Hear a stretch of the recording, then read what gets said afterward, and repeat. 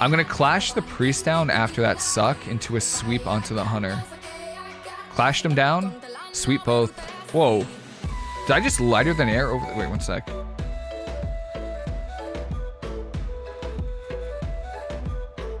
You can lighter than air over Ring of Frost. I'm gonna try to port this. I can't get your fear, my friend. Port the grip. Come on, you gotta be a little faster than that, buddy. Port the second grip. Hey, what's going on, everybody? This is Mystical. I am a rank 1 Mistweaver, and I just finished up getting glad in the season 1 of the War Within. And this video is to go over any tips and tricks that I know of that help me, that can hopefully help you achieve your goals. Doesn't matter what rating you are. I'm gonna be going over everything that I know, and hopefully this is helpful for anyone who plays Mistweaver, just learning Mistweaver, or even veterans, because there is a tip in here that I just learned last week, and I've been playing Mistweaver for a very long time. So with that said, let's jump right into the video. If there's any tips on here that you don't see, or if you don't see any tips that are on this list, please share it in the comments. I love playing Mistweaver, and I'm learning new things about it pretty much every other week. So please share them, and that is pretty much it. Tip number 1, and this might change in patch 11.1. I don't think it will, because pets will still be hitting hard, but you can use Provoke to break crowd control on you, especially if it can break to damage. So for those of you who don't know what that is, Provoke is a taunt that monks have, including Mistweavers, and you can taunt arena pets. So I do have a macro. I'll put the macro in the description that will pretty much, you just press it and it'll taunt arena 1, 2, 3 pets, whichever one's available. And essentially what you're trying to do is taunt them at the right time where it breaks your CCs. So traps from hunters like freezing trap, repentance from pallies, polymorph from mages, any kind of CC that breaks from damage, you're always trying to taunt. And it's off the GCD, it's an 8-second cooldown. So you'll see me throughout an arena game just press taunt. I'm trying to get a pet to taunt towards me, break a scatter. Really important versus hunters, because a lot of them play the Diamond Ice, which makes it so trap doesn't break the damage, but scatter still breaks the damage. So what you can do is, normally the hunter setup is scatter into trap. If you can get a taunt on the pet and then it breaks the scatter, you can roll away and they'll have a really hard time trying to trap you. They'll normally have to commit their intimidation stun on you to then trap you, but you should be playing Eminence versus hunters. So it makes it really hard for hunters to trap you if you use Provoke well. Same thing for Repentance and Polymorph, or Fears. Even if it doesn't just break to damage, like Fear, for example, from Warlocks. Fear doesn't immediately break to damage, but it can. It has a small threshold. So you can taunt pets. Most of them play pet, and you can taunt the pet, break the fear, something like that. Or if you're playing against a Warlock and a Pally, and the Pally's playing Repentance, you could taunt the Warlock pet to break the Repentance, as long as you're close enough to the pet. So that is tip number 1. It takes quite a bit of practice and timing, but you can pretty much break most crowd control on you if you get the timing down.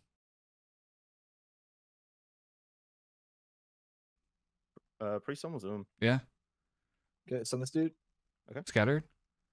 Taunt it, breaks. Next tip isn't a spell, but it's understanding your healing modifiers as a Mistweaver. I always get comments saying that my Rushing Wind Kick isn't healing, my Crackling Jade Lightning isn't healing. Why are my healing spells not healing? And it might be due to the fact that you're not maximizing your healing modifiers. You have 5 of them. I don't know if you know this, but it's quite a bit. So I'm going to go over them real quick. So the first one is a PvP talent called Zen Spheres. And when you use this on an ally, they take 15% more healing. The next one is Chi Harmony, and this is a talent right here. It says 50% extra healing when you press Renewing Mist for the first 8 seconds. In PvP, this is nerfed to 25%. It's still crazy. All you have to do is press Renewing Mist, and you can see 25. It should be 25. It should update to 25% healing for the first 8 seconds. So right there, 15% healing from Zen Sphere and 25% healing from your Chi Harmony. The next one is Enveloping Mist. So Enveloping Mist gives you a 40% healing modifier from all of your other spells from your healing. So as long as it's not Enveloping Mist, it's going to be 40% extra healing, which is just wild. So on top of the 15 and 25%, you get another 40%. So that's 80% extra healing from your other spells, which is just wild. You get 10% extra healing from Yulon or Chi-Ji when you play Celestial Harmony. So if you just Chi-Ji and then you throw an Envelop Mist out, you should get this heal right here, Enveloping Breath, which is another 10% extra healing. And then on top of all of this, you also have Peaceful Mending. So allies targeted by Soothing Mist, that includes your statue.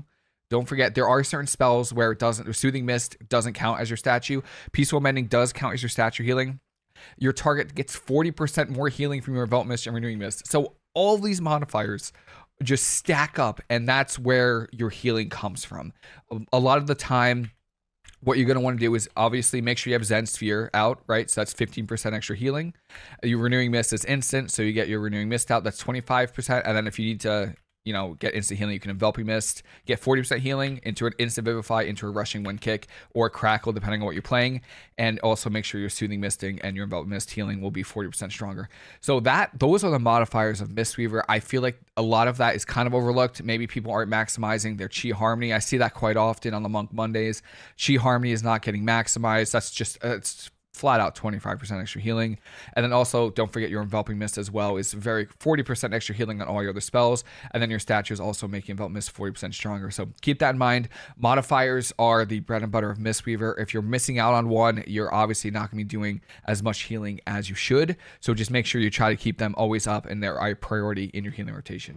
Restoral / Peaceweaver Dispels. And I see this often as well. There's some fun things you can do with Peaceweaver. I have this broken up into 2 different tips. The first tip I want to share is dispelling with Peaceweaver and Revival. So going into the War Within, Revival was heavily nerfed because of BG Blitz. It only dispels 3 harmful magic effects instead of all of them. So honestly, 100, I'm going to say it 100% of the time, I'm playing Restoral. You could use it while stunned. And the reason why I'm playing Restoral over Revival, even into Affliction Warlocks, into Shadow Priest, is because you could still dispel debuffs with the Peaceweaver buff. So what Peaceweaver does is anyone that's healed by Restore or Revival is immune to magical effects for 2 seconds. So what that means is when you have the buff up, you could actually dispel dots and not get the bash lack effects. So what that means is Affliction Warlocks have Unstable Affliction. If you dispel it, you take a ton of damage and you're silenced. Versus Shadow Priest, there's Vampiric Touch. That makes it so you get feared when you dispel. And then versus Flame Shock, you get knocked up and take some damage. When you Revival and you get the Peaceweaver buff and you dispel, you don't take any of those negative backlash effects, right? So if I Peaceweaver and then I dispel somebody with UA on them, I'm not going to get silenced and I'm not going to take damage. So that's the tip. When you use your Peaceweaver, or when you use your Restoral with Peaceweaver and it doesn't get, you know, all the magical debuffs, if you're playing against an Affliction Warlock or something, you can still dispel. And another tip on top of that is you could diffuse magic as well. And I will do this quite often. I know it stacks cooldowns, but usually in Shuffle, I'll normally do it in Shuffle, not so much Arena, just because the rounds are so short. But in Shuffle, what I tend to do is when I use Revival, let's just say I'm playing against an Affliction Warlock, I will dispel my teammate and then diffuse magic because it's off the GCD, and diffuse magic myself if there's a UA on me.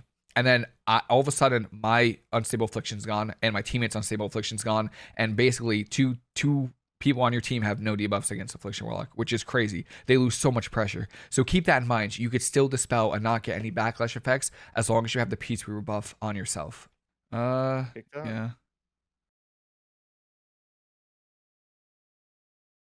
I get you.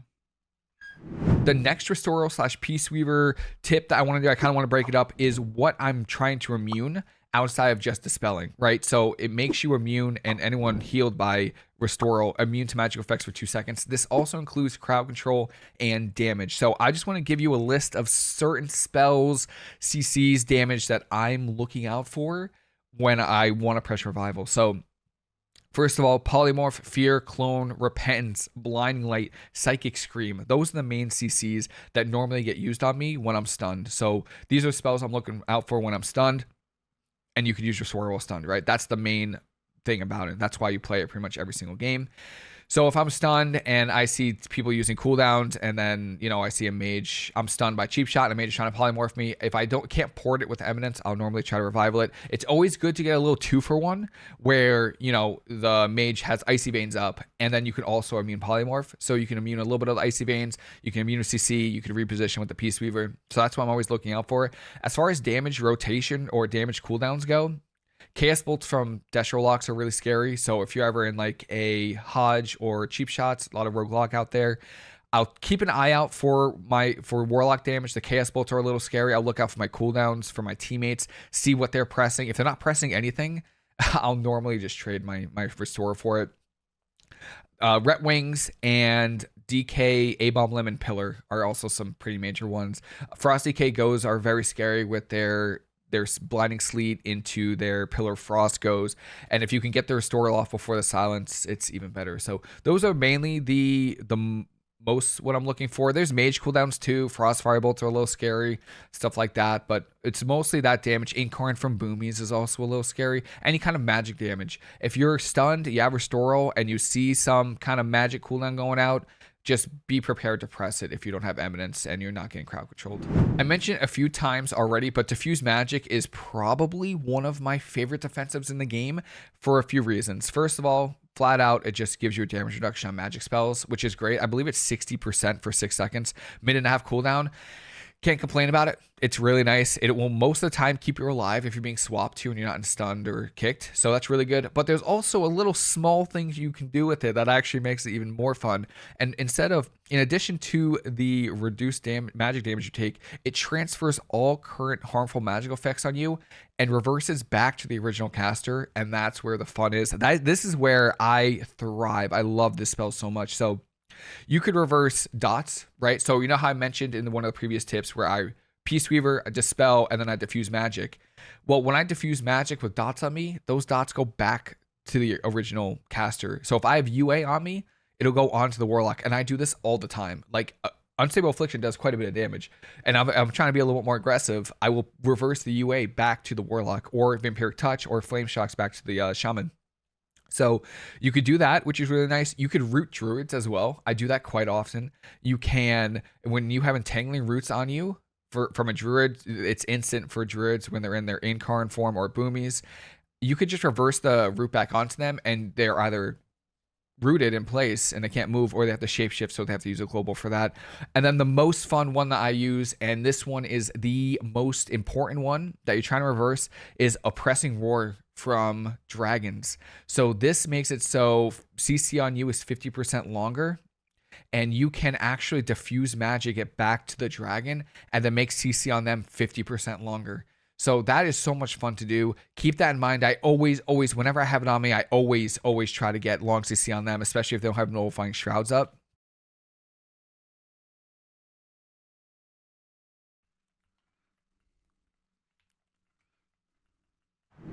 Escape from Reality is a talent that monks have that allow you to port a second time. After using it the first time, you have 10 seconds to do it. And one trick that you can do with this is you could use your second port while kicked. Now, I don't know if this is a bug. This has been in the game since Shadowlands when they added it as a legendary. But you put your port down and you're just starting the game. And let's just say the team wants to go you. That's fine. You're going to port. And then what I'll do is I will sit here and free cast. I will free cast. No problem. And if they kick me, you can port. You could use your port a second time while you're kicked, and then you could roll away. It is been in the game since Shadowlands when Escape from Reality was a legendary. Really, really good for when teams are focusing you. It's very, very important. And then the other thing I want to explain with Escape from Reality is its interactions with Eminence, because I do see this often sometimes too. So Eminence allows you to port while stunned, and the cooldown is reduced by 15 seconds if you're not stunned. Okay? The important thing to know is this is based off of your second port, not your first one. So essentially, if you want the 15-second cooldown from the Eminence, just make sure your second port is out of a stun. So the first port, it's fine. You could port while stunned, that's fine. But a lot of the times what you see me do is if teams stop going me is I'll put my port down and then report, because then I get the 15-second cooldown reduction. You see how my port was 30 seconds there? So that's really important. That's really, really important, especially if you find yourself getting swapped too often or if team is trying to train you down. Just keep that in mind. Always make sure your second port when you're playing Eminence is when you're not stunned. Port this. Big healing. Yeah, and cap this full.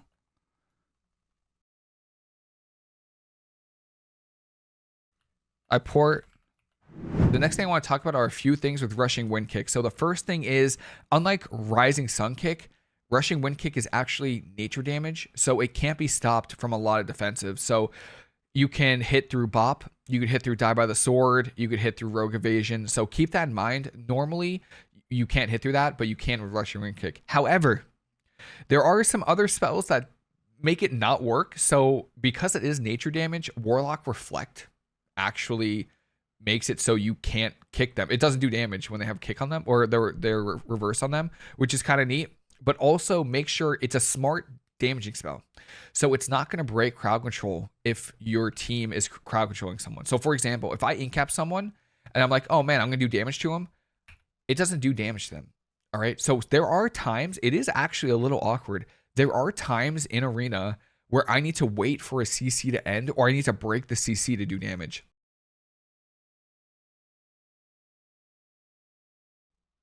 I'll call him lock real quick. Okay. GG. For example, if my warlock presses howl, I'm like, oh my god, okay, this is good. I can do damage. No, it's not going to do damage, which means it's not going to heal. So keep that in mind. There are certain CCs, like CCs that break the damage, that won't break with your rushing wind kick because it's not going to do damage to it. And I've lost a few arenas actually because we go for, it's a really good CC chain. It's clean. And I go for a kick and my healing, I don't heal. It doesn't do any healing because they're in CC. So it is good that it doesn't break CC, but it's also bad because it doesn't break CC, so it doesn't do damage. So keep those two things in mind. It goes through certain defensives. It's negated by a niche one. And then also it won't do damage to targets that are in certain crowd controls.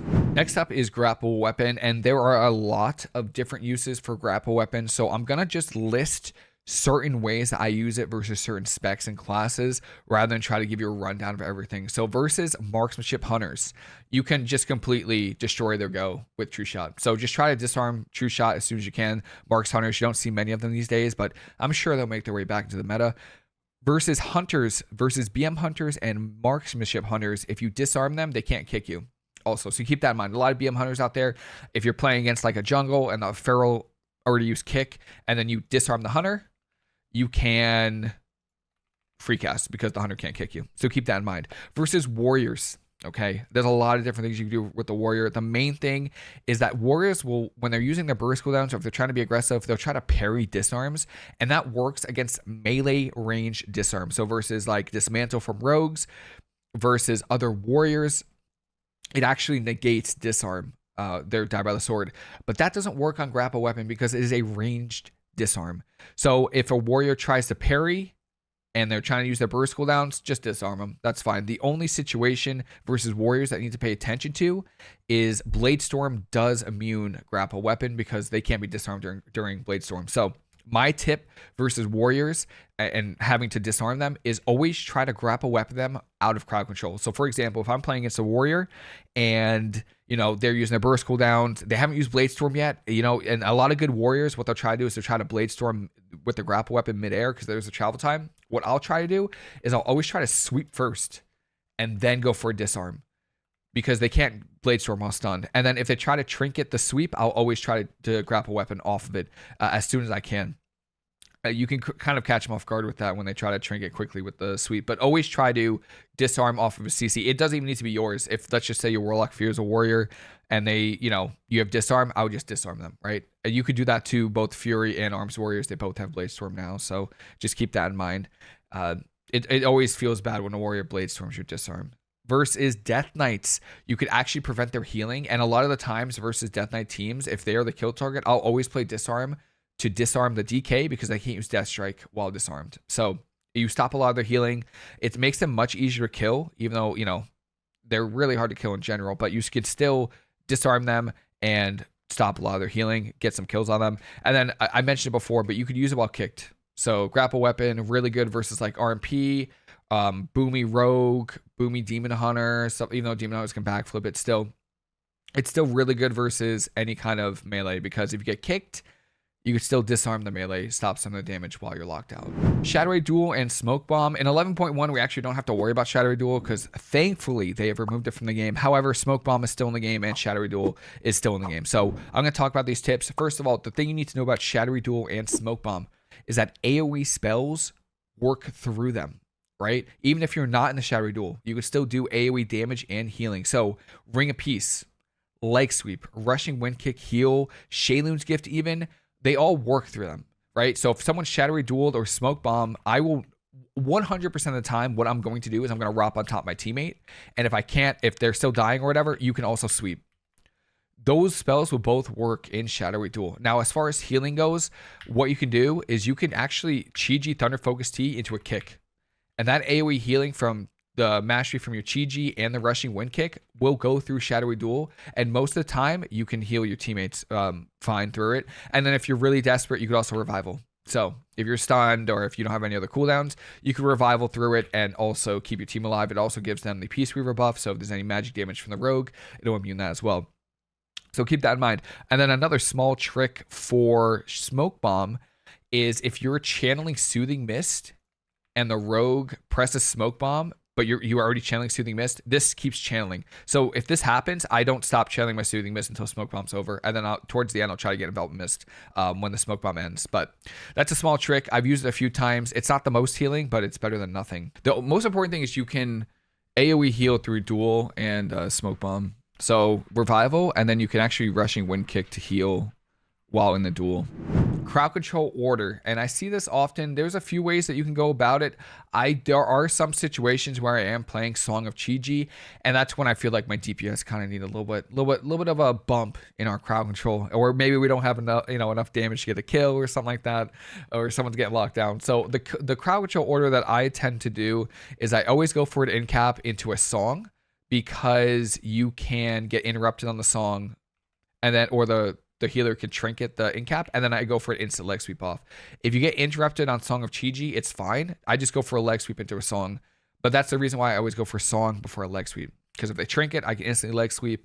Or if they kick me, I get song after the leg sweep. And that's really important. Speaking of CC, the other CC chain that you can do, and I do this quite often, it's really good for landing kills, is to sweep the DPS and then to roll over to the healer to incap into a song. If you can get, if this lands and like the healer doesn't have trinket, you're going to get a lot of cooldowns. So keep that in mind. I do this a lot in shuffle. I do this a lot in twos as well, where it's a little bit more flexible, where I can play Song of Chi, but leg sweep on the DPS, incap song on the healer. If you do that like 2 or 3 times, you're gonna win or force a ton of cooldowns. Expel Harm, I feel like, is an underutilized spell, and I feel like I maybe overuse it. I'm on the opposite end of the spectrum. I overuse it, but it's still a good spell. So what Expel Harm does is it literally just heals you. That's it. It does a little bit of damage. However, when you pair it with Thunder Focus Tea, it gives you a Chi Cocoon, and Chi Cocoon gives you a little 724,000 heal, or a little absorption shield. And this works. You can proc the Expel Harm from Tea of Plenty. So a lot of the times I'm going to use Thunder Focus Tea, and I actually didn't get one. But if a team is targeting me, I will Expel Harm and I get a Chi Cocoon. Where's my Chi Cocoon? Right here. 724,000 damage absorb. So it's not the biggest heal, but if you use it with Thunder Focus Tea, you get a decent heal. Let me see. What did my Expel Harm heal me for 890,000? And then I got a 700k shield. So 1.5 million heal in one global. Use it when you're in a pinch, especially when teams are focusing you. I wouldn't usually, if I feel like the team is just doing a random go on me, I won't use Thunder Focus the Expel Harm. I would just use the Expel Harm. But if they're all inning on me, or if they're consistently trying to hit me, you can actually Chi Cocoon yourself, right?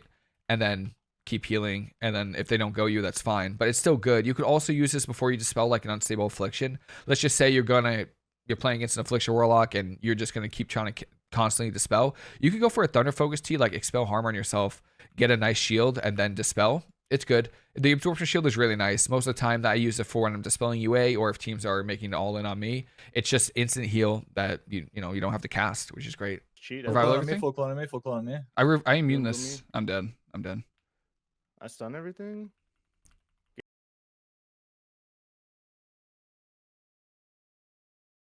Getting into maybe how? Okay. I'm healing you. I actually, yeah, we're good.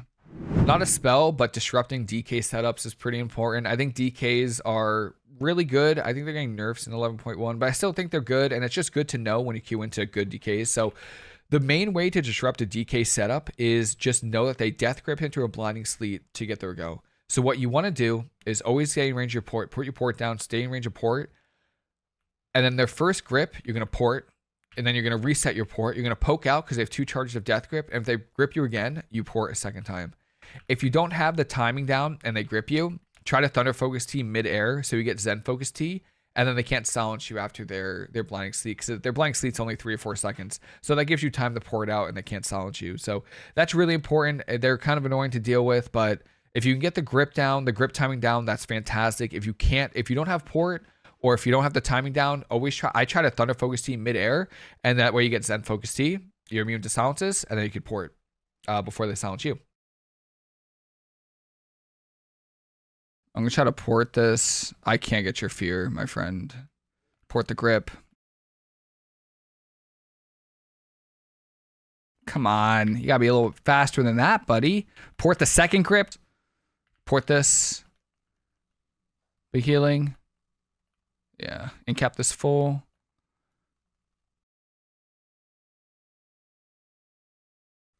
I port. Disarm the warrior. I tried this. I disarm while silence. The reason why I like playing disarm into like this comp is because disarm lines up with silence. This is hella DR, by the way, on me. Clash this guy. Kick him. The clash kick. Oh, little touch of death right here.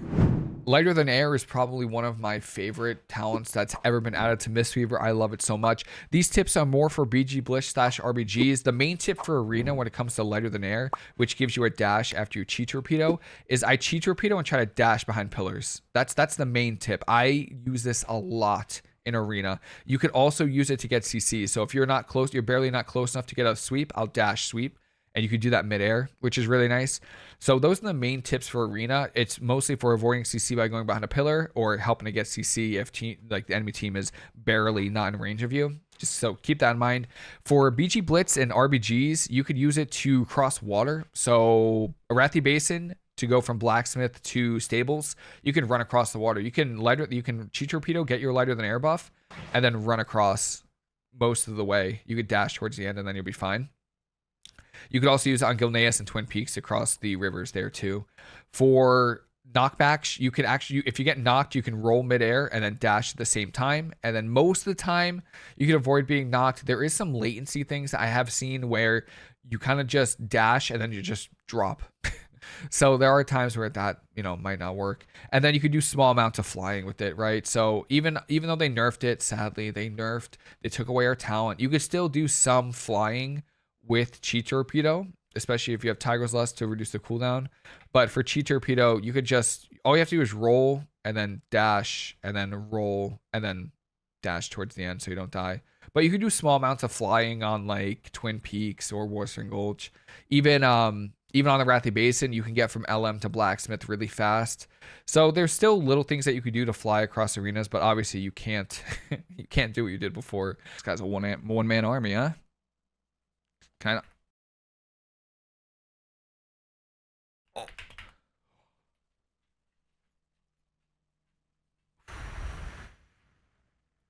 Love Mistweaver. And then the final one, very niche. I actually didn't know this until I tried it. You can actually Lighter Than Air dash over Ring of Frost. I had no idea. I didn't know if anyone else knew that, but I learned that by just YOLOing it against a mage team. And kept Druid. Dispel. Whoa. Did I just Lighter Than Air over the... Wait, one sec.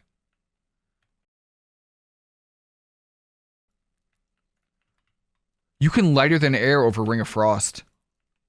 I did not know that.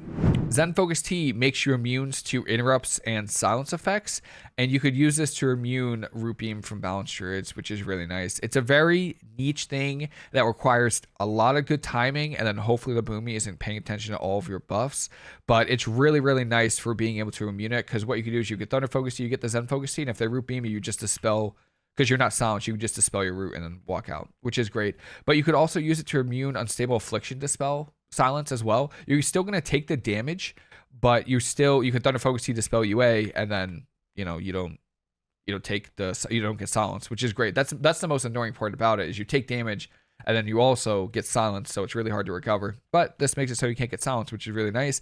And then one cool thing you can do with it that I do often, I do this quite often, and that is you could bait precog, because you could use your Thunder Focus Tea while channeling Soothing Mist. So what you can do, and this is what I do a lot, is you could use Soothing Mist, wait a second or two, and then Thunder Focus Tea mid-cast, and you can catch people off guard because they're expecting you a lot of the time to just Soothing Mist, Soothing Mist cancel, try to get a precog. What they don't expect is for you to just channel for a few seconds and then be immune. And you can get precog a lot. I've gotten precog quite a bit doing that because again, they don't expect it. Like damage back. Take Stun. clone. I'm porting. Getting full Stun dots on on this dude? Boomy. Yeah. Okay. About to prime a Brogue. I keep tracking. I sweep him. Nice. Yeah, I'm Hidden Dragon. Yeah. I mentioned that Lighter Than Air is my favorite spell that they added to Mistweaver. Clash is my second favorite cooldown they've ever added to Mistweaver. A lot of people don't play it. I get it. It's really hard to get to in the talent tree. I don't care. I really don't care. I love this ability so much. You can do so many things with it. The first thing, obviously, is you can interrupt. It's a 1 minute interrupt, which is nice. It is what it is. It's a 30-yard range, 8 to 30-yard range on a 1 minute cooldown. So I use it most of the time to interrupt, but you could use it when you get interrupted. It can help you get closer to touch of death people, which is really, really great. And you could also yoink people down on Z-axis maps. So Temple of Komogu for BG Blitz, for Arena on Mugumbala and Tiger's Peak, if they're on the platform, you can actually clash them and they'll run straight down, which is really, really nice. And then one very cool thing that I just figured out, because it was by accident, by the way, is you could use Clash on warriors during Bladestorm. I had no idea. I just went for it. I actually didn't mean to do it. I have binds for Clash Arena 1, 2, 3, and I didn't notice that the warrior was Arena 1 instead of 2. And I clashed him when he was Bladestorming, and it worked. It doesn't root them, right? Because you can't get rooted during Bladestorm, but you can still clash them. If they're on top of your teammates or one of your teammates, you can clash them away and kind of help with that damage. So pretty cool. I mean, keep that in mind if you're playing against a warrior or anything else like that. You could just kind of yoink them away from your teammates. I'm going to clash the priest down after that suck into a sweep onto the hunter. Clash them down, sweep both. I can clash this guy down. Kick is so good. Drop this. Incap this. Clash this guy LOS. I'll sweep off. I'm going to incap this guy full. Drop him LOS. So I'm going to sweep him. And I'm gonna take him hostage and root him. So he's LOS of his DPS. He's not Tiger's Lusting either. He's gonna gate. Wait, can I clash him down? I can. Okay, all right. I rock that. Pull this guy. I'm trying to pull this guy LOS. I interrupt that. I'm gonna try to. Oh no. Can I? Was that an interrupt? I feel like that was an interrupt. Interrupt that. Come on. Oh, I yoinked it. Intercepted that guy. But what I'm going to try to do is I'm going to try to clash this guy. Oh, I clashed him on the... Wait, that was crazy. I clashed him on his harpoon. And then I ported the trap. Sweep everything. Incap. Oh, it's bubble. Clash. Todd. Nice. Clash this guy out. I don't want him just chilling on the pillar. Can I pull this guy down and sweep him? I can. I can. I'll clash this guy. I'll clash him down. I'll clash him down. Sweep him. Incap this. Sweep. Disarm. That's pain suppression. Yank one out of dome. Rop the rest out of dome. Okay, here's what I'm going to try to do. I'm going to try to clash this in. Sweep everything. Clash this guy. Sweep both. Port. I'll port back. I yank him. Root him. Sweep him. Another pain point for Mistweaver is having to cast a lot of spells, and you're just going to have to get used to a lot of teams saving their kick for you, but it's not bad to get kicked. I just want you to remember that. What's bad about getting kicked is if you get kicked at the wrong time. So if it's the start of a game and your teammates are at 100% health and you get kicked, you get wind sheared from a shaman, it's fine. You got kicked. It's fine. Now it's on cooldown, and they don't have much damage out. Everyone's at 100%. The issue is if you get kicked and your teammates are at like 20%. So just keep that in mind. It's not bad to get kicked. Just it's what time, when are you getting kicked? However, if you do get kicked there's still some things you could do, which is fun about Mistweaver. I'm going to list off some spells that are really important to use if you are kicked or silenced. I'll try to specify if you could use it while silenced or not. So the first one is paralysis. You could use this while kicked or silenced. Really good versus boomies, of course, because of the root beam. But also when you get kicked, if I get kicked by like RMP, right, from a mage, I'll try to incap the rogue or whatever the off target is. I'll normally try to just slow damage, stop any cast or anything CC on me.